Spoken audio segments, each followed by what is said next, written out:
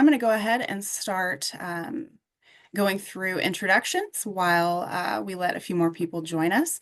Welcome to Tennessee 101.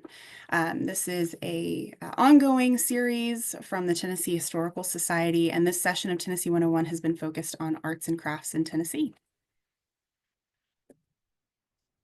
We have one more webinar left after this session that will be in February. It is Black Bodies Making Form, 100 Years of Tennessee African American Artists, and that will be February 12th, 2025. You can still register for that on the programs page of the Tennessee Historical Society's website. Looks like that. You'll click the one that has the green and blue there and register, as well as all of these other areas of the screen. You can find recordings from previous sessions if you enjoy what you see tonight and want to explore what we have online. To access the recording later, if you are wanting to save this for future reference, share it with somebody you know, you'll be able to visit the program page for this specific webinar and scroll to the bottom. You'll see a YouTube page like that, and you'll be able to view it there. You can also click in the top right corner of that video, and it'll take it to a larger screen. If you have questions during the session, please use the Q&A box at the bottom of the screen. Try and refrain from using the raise your hand function or the chat function. We utilize the Q&A at the end of the session so that everyone can see your question.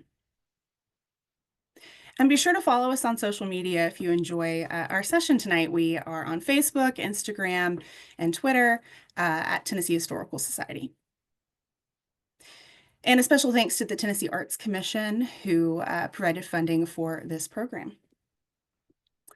All right, I am going to stop sharing my screen and introduce our speakers this evening. Tonight, we are going to hear from folklorist Jennifer Corr and Janet Hasson. Jennifer Corr is an educator by training and by nature, I would say, with a master's degrees from the University of Tennessee, Knoxville and Indiana University, Bloomington. And she's previously worked with Tennessee Arts Commission and the Grand Ole Opry Archives, and is our current executive director of the Tennessee Historical Society. She is co-founder and director of the Tennessee Sampler Survey, and she has worked previously on Tennessee Outsider and Folk Art, Middle Tennessee Baskets, and West Tennessee Choctaw Crafts. As a folklorist, she specializes in historical ethnography and material culture. You'll see that in the way she talks about things, and she combines methodology from the fields of folklore and history. She is a former classroom teacher, a native of Knoxville, and she's been in Nashville since early 2000s. Janet has a BFA in fashion design from Washington University in St. Louis and has always had a love of historic clothing, textiles, and embroidery. In the 60s, she designed children's dresses in New York City, where she became interested in samplers when she visited the Museum of American Folk Art. She came to Nashville in 1989 and became the curator at Belle Meade Historic Site, a position that she held for 14 years. During that time, she also served as the president of the Southeastern region of the Costume Society of America. And when she retired in 2003, she just increased her love of working with samplers, and she joined Jennifer Corr to found the Tennessee Sampler Survey in 2004. She is the co-director and the genealogist for the survey. I'm going to hand it over to Jennifer. Thank you, Nikki. Thank you to everybody for attending tonight. I want to say that I prepared this presentation in preparation of the publication of our book, which will be in April, entitled Tennessee Samplers, Female Education and Domestic Arts, 1800 to 1900. So in this particular presentation, which is a little bit different than ones that I've done before, I've crammed a little bit of something for everyone. So if you are a collections expert, you're going to love it when I talk about assigning accession numbers. If you're a collector, you're going to like seeing all the various samplers. If you're an antiques dealer, if you love Tennessee, you're going to like the maps that we have of Tennessee. So if we get to a slide and you think, why is she showing me all these numbers? Just hang on, because there's going to be a slide that you like pretty soon. And I do want to say I'm going to be doing most of the talking tonight, but Janet is my equal partner in all of this, and she is here to answer questions. She is the one who specializes in the archival research. So if you have a question about a particular girl, you're going to want to direct that question to Janet. All right, so Janet and I met in 2004. We were introduced by Candace Adelson, who's the former senior curator at the Tennessee State Museum, who found out that we were both very interested in samplers and wanted to see if we could find out what Tennessee had to offer. And so Janet came to a talk that I was doing at the Polk Home. That's where we first met. That was over 20 years ago now. And 20 years later, we are finally seeing the results of our effort. We incorporated as a nonprofit, and we divided the labor up for this survey, this material culture survey, with me specializing in the photography and the technical analysis of the pieces that we found, and Janet focusing on genealogy and female education. April 28th, 2025 will be the publication of our book. If you put your camera phone up to the QR code there, that'll take you to the ordering form. I will show this again at the end of the presentation. If you haven't made up your mind yet if you want to buy it or not, and you decide after seeing this that you want to, you can also go to the website that I've got there, utpress.org, and it is on the front page. So when it came to looking at samplers, I was obsessed with samplers. I've been a stitcher since I was 9 years old, and I'd always been told that Tennessee didn't have any samplers. And when I worked for the Tennessee Arts Commission, I came to Nashville in 2000 to do that. I also spent part of my time at the Tennessee State Museum and looked at the samplers in their collection. I started, whenever I was doing site visits for the Arts Commission, asking people, do you know about samplers? And unbeknownst to me at the same time, Janet was following the work of Rick Warwick in Williamson County and had been to an exhibit that he put together of about 30 Williamson County related samplers. So wherever I went across the state of Tennessee, starting in the year 2000, I was taking little notes. You know, does this house museum have a sampler? Does this person at McMinn County Living Heritage Museum, have they ever heard of a sampler? So looking at the research that was on the ground at the time, Bolton and Co. in 1921 had done a survey of American samplers where they asked the members of the Colonial Dames of America to fill out a survey so material culture surveys, that's what you're doing. You're going out into the world, knocking on doors, asking people to show you what they have and writing it down or recording it in some way, and then organizing that material so that you can present it to the public. So Bolton and Co. did this in 1921 with self-reported information. Betty Ring is a name that's well known to sampler researchers. Her books in 1983 on Rhode Island samplers is a classic in the field. And in 1993, she published a book on American samplers that had a few Southern samplers. The idea as late as the early 2000s was that there were no samplers in the South because either we were all too poor to do it, or we didn't have the right education, or they were all destroyed in the Civil War because they were burned, or the boll weevils got them, which is actually ridiculous because boll weevils don't eat samplers. Kim Ivey in 1997 put together an exhibit at Colonial Williamsburg devoted to Virginia samplers. And then Sue Studebaker put out this Ohio is My Dwelling Place book, which was actually her second book. She had a smaller book first, and then she repackaged that material and put out the Ohio is My Dwelling Place book. And that really caught my attention because Tennessee and Ohio and Kentucky were all admitted to the Union in the same day. And so I thought, well, if Ohio had samplers, then surely Tennessee does as well. And then as we started on our project, Gloria Seaman Allen put out a book about Maryland samplers, in which she found plenty of them. They were all over the place. So looking at those, and this is just the tip of the iceberg in terms of books that are out there about samplers. We also looked to the work of Rick Warwick, who is the Williamson County historian. And in 1993, Rick had done this exhibit, which was at the Carter House. His exhibit catalog, black and white, had 19 samplers in it that were associated with Williamson County.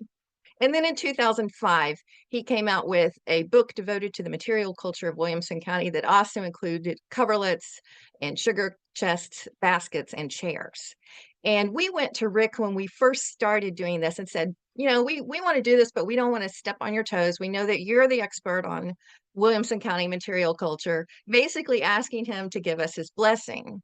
And Rick said, you know, I've kind of done what I want to do with samplers. And I tell you what, you show me you're serious about this, you document some samplers, and I will give you all of my research. And that is what he did. He gave us a really big head start on this process. We also looked at the decorative arts in Tennessee. I'm just going to go through these very quickly, but other similar studies have been done of coverlets, furniture, silver, quilts, the arts as a whole, and pottery. We looked at how these people had structured their research.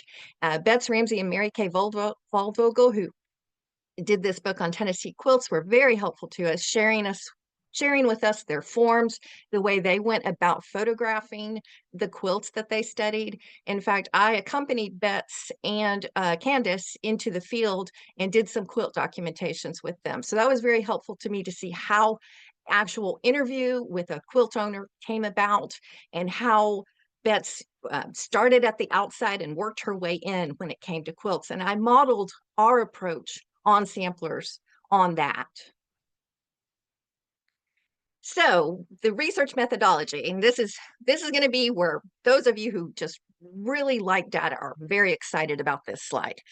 What happens when Janet and I hear about a sampler or are invited somewhere to examine a sampler is we pack up an enormous amount of kit. We have a gigantic photography bin with lights and tripod and a massive camera. We take along these forms that we developed. We do a physical examination of the sampler, photography of it.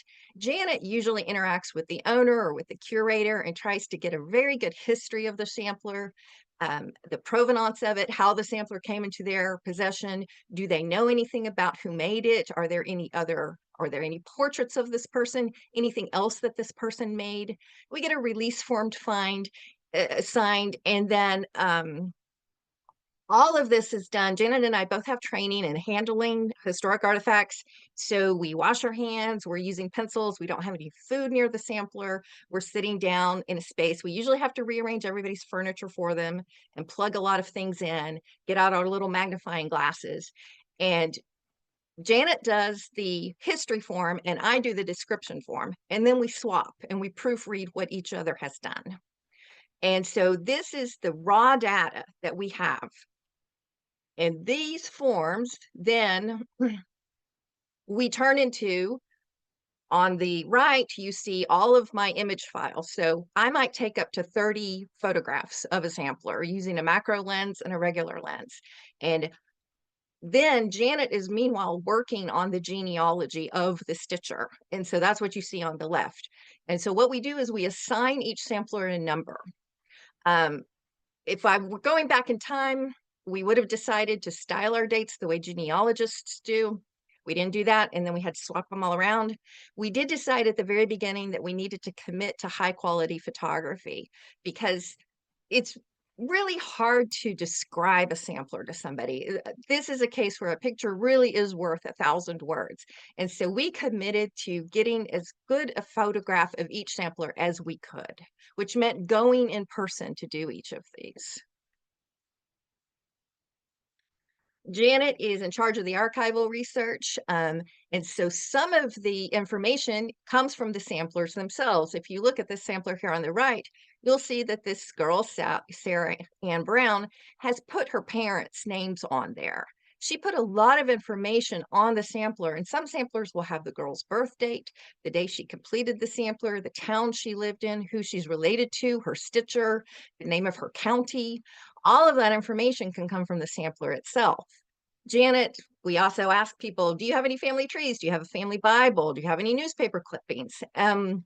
All of this, she starts with Ancestry.com, but she doesn't believe it until she sees it with her own eyes. Just because it's on Ancestry doesn't mean it's right. But all of these things that you see here on the list are primary sources that we consulted in trying to build the life of the girl who made the sampler.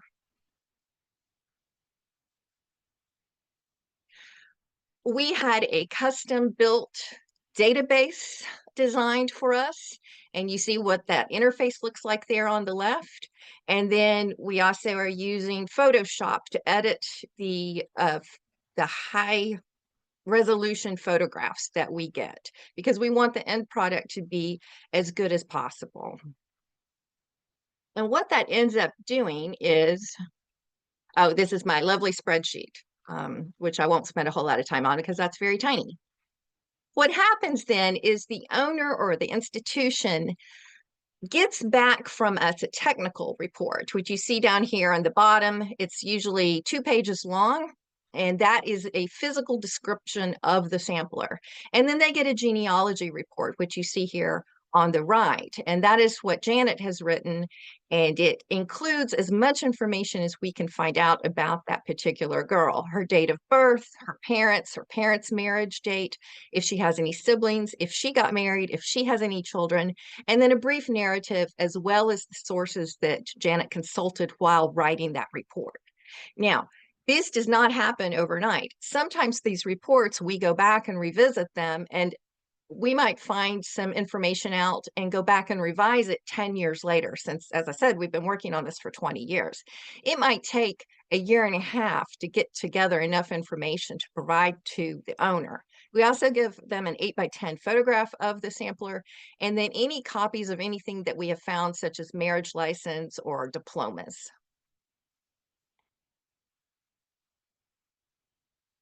All right, so as we've gone along, we have tried to share what we have found out with the greater public through exhibits, articles, our website, and lectures. And so here you see some examples of some of those endeavors. Our website is TennesseeSamplers.com. And you see the covers there of some articles that we've written.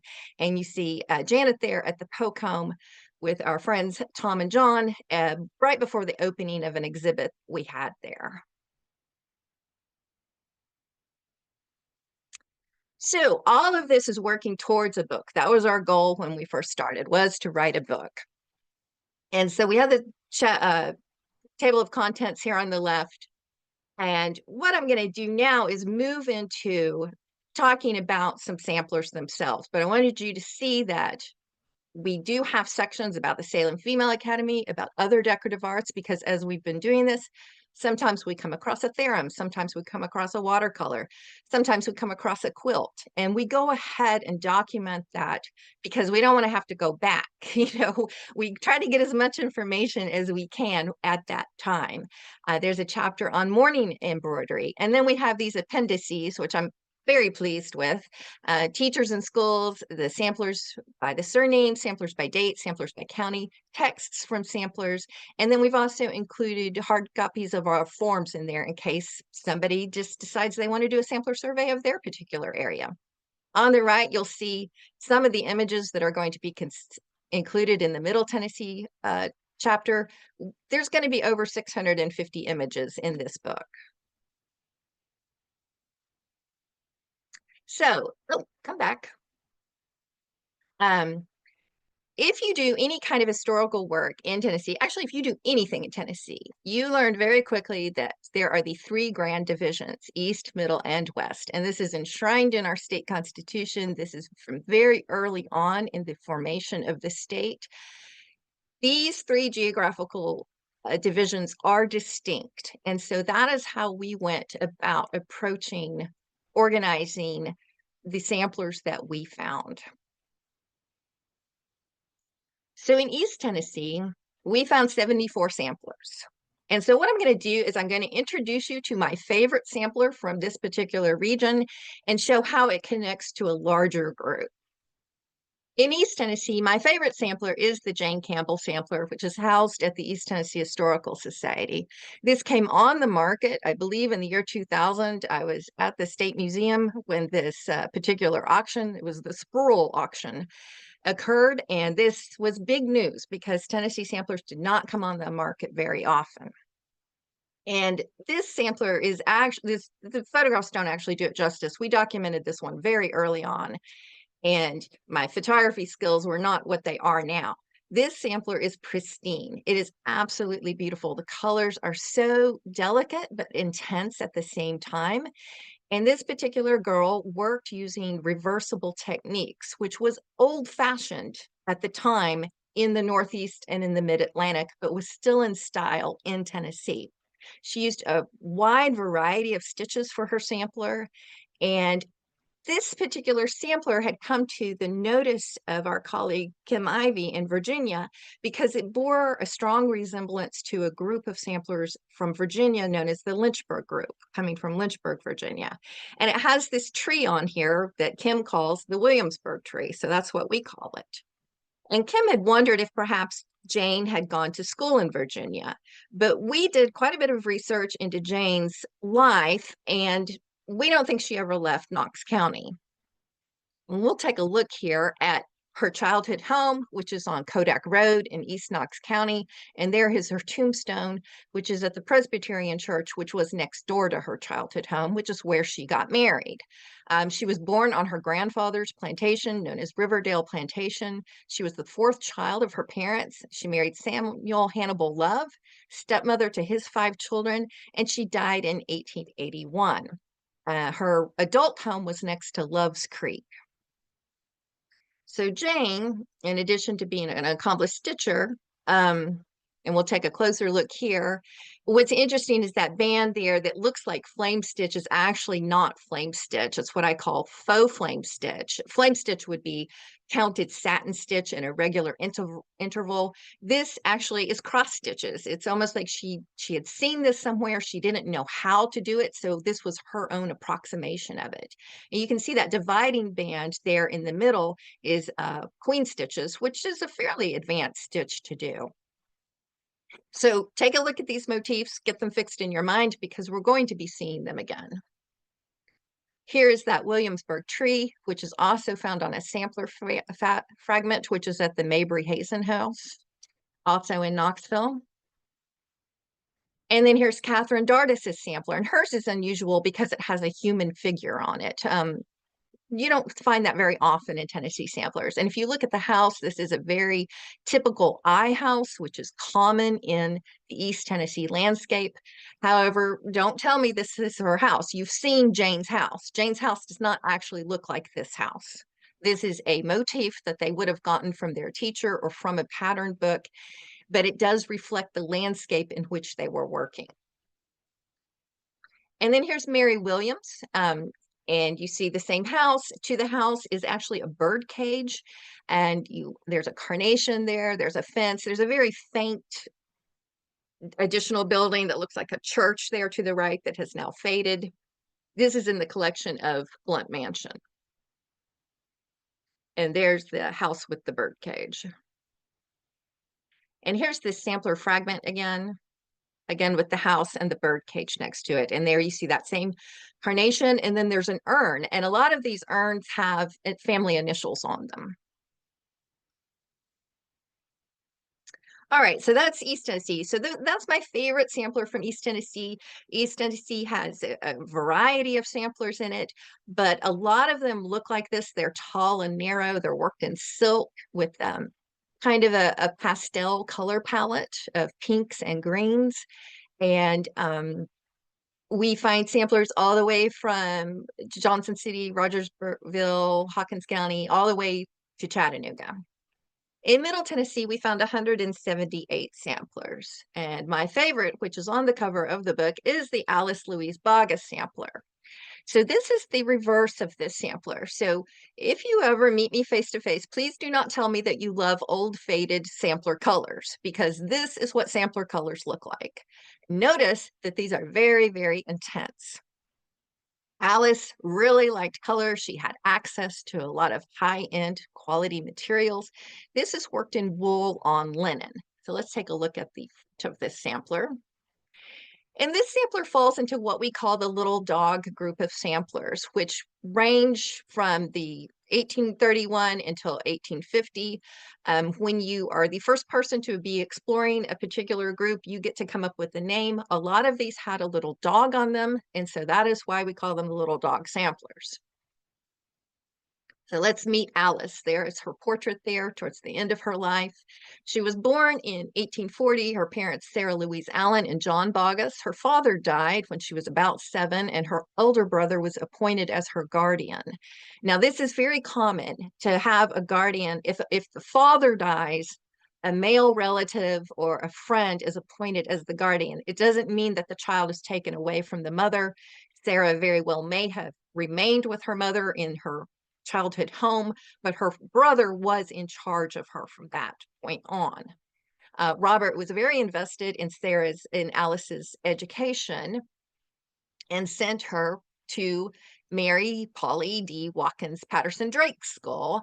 And this is a teacher associated with the Little Dogs group of samplers. Now, we don't have proof that she worked her sampler there, but it does seem likely because there are other samplers from this school that have Mary's name on it. She also attended the Columbia Female Institute and the Tennessee Conference Female College, where she received a diploma. She had a career as a teacher. She married Major McCoy Clemson Campbell, had 8 children, and died in 1915 or 14. I have an error there, and is buried in Rose Hill Cemetery. And down here on the left, you'll see that Janet found the guardianship records for Alice. In the Little Dog group, as I said, these range from 1831 to 1853, and they fall into 2 broad groups, one of which is silk on linen, and the other coming in with in 1846 is when it shifts from silk to wool on linen. And there are a bunch of these, and they're all very intense, very bright, very bold. Let's take a look at this is Sarah Harriet Stevenson. This is the first or the earliest one we have found in this group. That is the reverse, and here is the front. So this is worked in silk on linen. And you can see there's a little dog on there. And moving later in the century, here's 1836, Mary Elizabeth Terrell, 1846, sorry. And here we have Mary Patterson's name on the sampler. So she's telling us that is her teacher. All right, moving on to West Tennessee. In West Tennessee, we only found 17 samplers. Now, I don't want to say that West Tennessee doesn't have samplers because people used to say Tennessee doesn't have samplers. I think that probably there are plenty of samplers out there. We just haven't found them. I think we found more samplers in Middle Tennessee than in the other 2 regions because Janet and I both happen to live in Middle Tennessee. I'm positive there are just as many samplers in East Tennessee. There are probably fewer in West Tennessee because it was opened to settlement later in the century after kind of as samplers were starting to be moved out of the curriculum. And so I think there probably are fewer samplers in West Tennessee, but I think there's certainly more than 17. So let's take a look at Eugenia Griffin's sampler from 1849. This is worked at St. Agnes Academy in Memphis, and there we have a newspaper advertisement for the academy. It's faded, but down at the bottom, you can see her signature. Now, I can't really generalize about West Tennessee samplers because we only have 17. We don't have any 2 that resemble one another. They are all very different from each other. And we don't have any 2 that are from the same school, the way that we do for East Tennessee and Middle Tennessee. So some of them are silk on linen, some of them are wool on linen, some of them are square, some of them are horizontal, some of them are vertical. They really don't look like there's nothing about them that would say Tennessee to you other than if they have the name of the school or if the name of the state or the county on them. Let's talk about Eugenia. She was born in 1843 to Sarah C. Epps and William D. Griffin. Her family was from North Carolina and moved to Tennessee, where her father died. Her mother remarried to a doctor, and the family then moved to Arkansas, where they attended the St. John's Catholic Church in Helena, Arkansas. The family sent Eugenia back to Memphis to attend school as a boarding student. In 1849, she married, and she had 1 daughter. She died between 1870 and 1880. We're not sure where she's buried. We're not actually sure of her specific date of death as well. We just know that her husband is listed as a widower in the census record. And there's another advertisement there for as far away as Baton Rouge. They were advertising for students to come to Memphis. All right, so now I'm going to shift gears a little bit and we're going to talk about sampler statistics. People ask me these questions all the time, so I thought I would satiate our public and let you know all of these fun nitty-gritty facts that people love to ask me about. We've documented 271 samplers or needlework pieces, and you can see the breakdown there: 74 from East Tennessee, 178 from Middle Tennessee, 17 from West Tennessee. We included 2 from North Carolina because the girls made this work there and then moved to Tennessee and then made a piece in Tennessee. In one case, we included it because the mother made the sampler in North Carolina. The family moved to Tennessee. Her sampler influenced the sampler of her daughter, so we included that one as well. So here is one that was made in North Carolina by Sally Gooch. This was worked at the Salem Female Academy. This is a morning embroidery. Sally moved to Tennessee shortly after making this piece, and then I didn't include this in the PowerPoint, but she worked on a family register where she recorded over 30 sets of initials of her family, and she worked on it for 20 some years. So we included that to show both types of needlework that she did. All right, oops, come ahead. Okay, age of the sampler maker. We have 209 samplers where we know the age of the maker. They were as young as 6 and as old as an adult. And as you can see, most of them were 12, 13, or 14 years old. This particular one here on the right, worked by Sarah Catherine Boyd, the date, the last digit of the date has been worn away, but we can tell that the top of it was rounded. So it's either an 8 or a 9. So Sarah was between the ages of 6 and 8 when she did this sampler. So another thing I ask you not to tell me is that they picked out the dates because they didn't want anybody to know how old they are.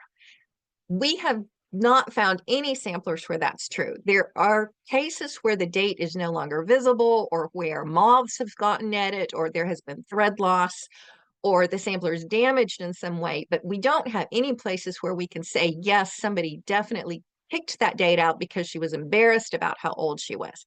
In this case, we simply don't know how. We don't know Sarah's birth date, and we don't know, well, we do know her birthday, but we don't know when she finished this sampler, but we know she was quite young when she did so.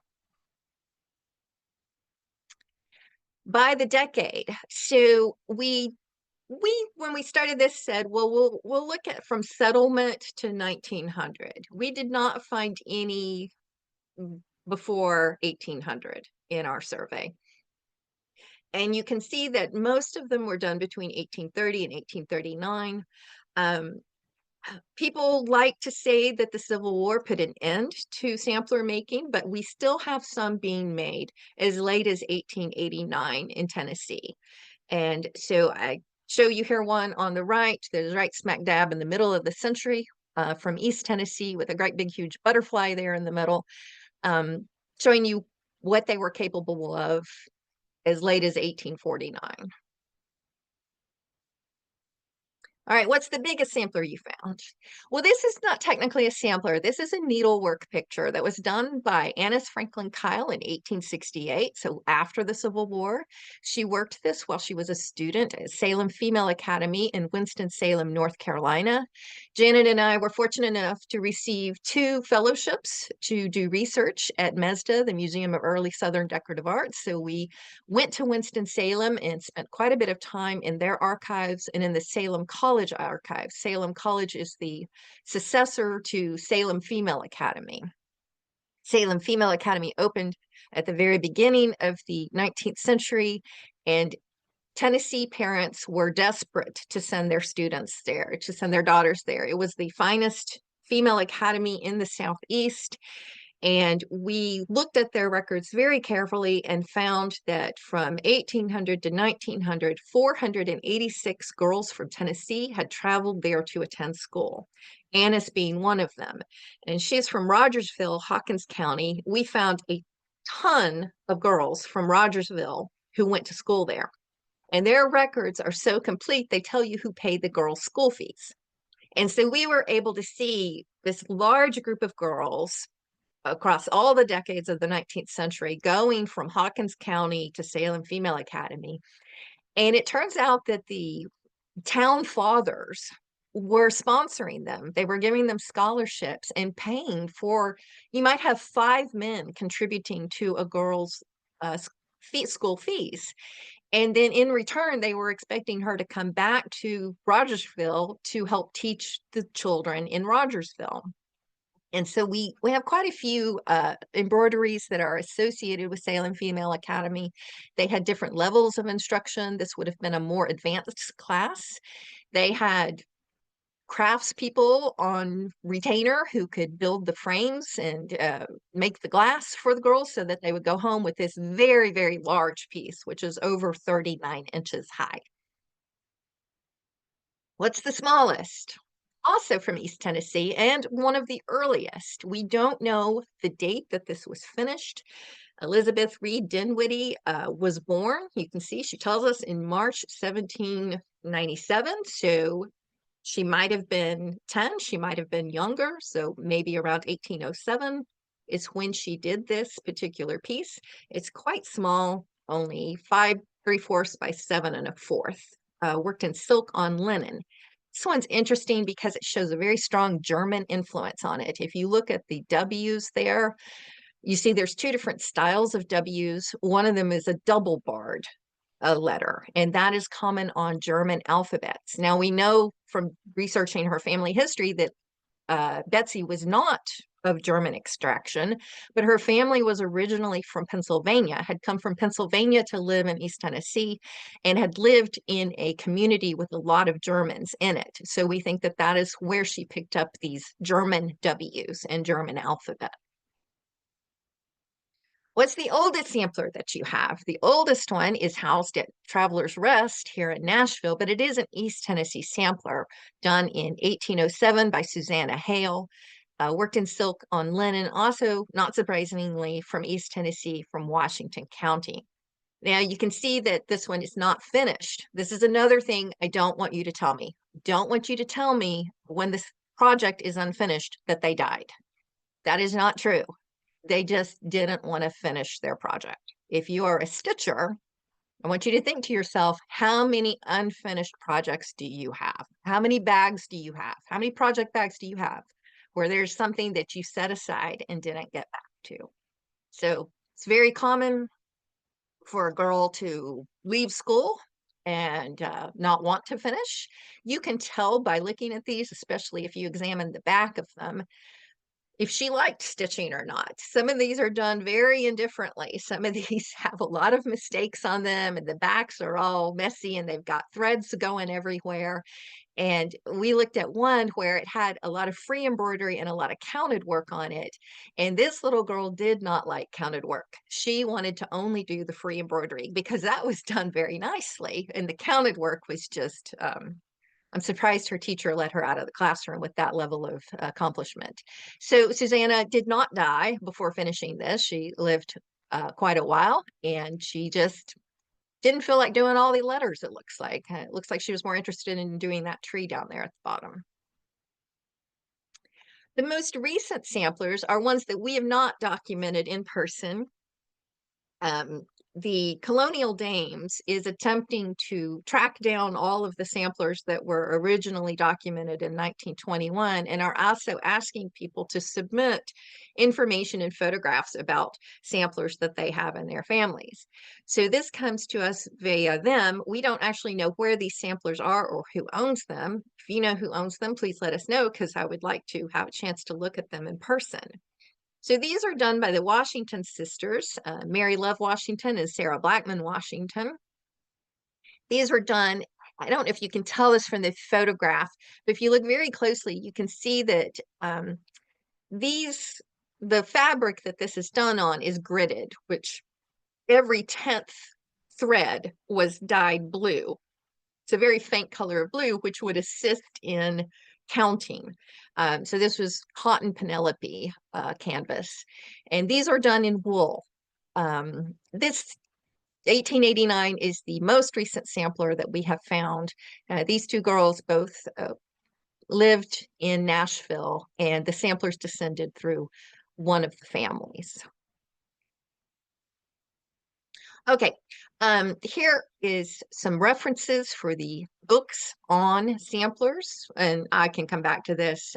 References for books on material culture, our contact info, and if you want to buy the book now that you've seen a bit of it. I'll go back, and in case you want to write down any of those books, and I'll go through these slides again.